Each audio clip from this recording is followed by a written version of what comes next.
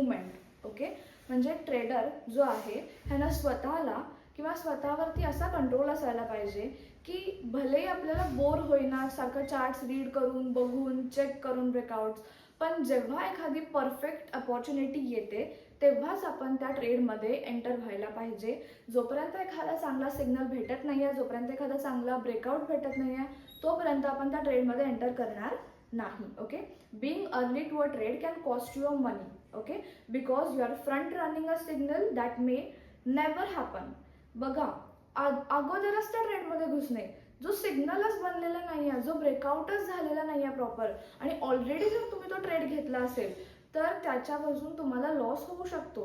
It can cost you a मनी. म्हणजे त्याच्यापासून काय होऊ शकतो, लॉस होऊ शकतो, आपले पैसे जाऊ शकतात, कारण आपण टू अर्ली, आपण खूपच लवकर त्या ट्रेडमध्ये इन्व्हॉल्व्ह होतोय. ठीक आहे, पण त्याच्याच विरुद्ध it's also dangerous to chase a trade late in the move, because risk reward ratio will not be as favourable as a trend advances. ठीक आहे, पण एखाद्या ट्रेडमध्ये खूप लेट सुद्धा घुसणे.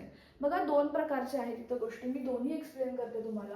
ठीक आहे, आपण इथं एक चार्ट पॅटर्न बघूया. हा कुठला चार्ट पॅटर्न आहे हे तुम्हाला लक्षात आलं असेल. This is inverted head and shoulder. ठीक आहे, ब्रेकआउटच झालेला नाही आहे, जस्ट इथंच ग्रीन कॅन्डल्स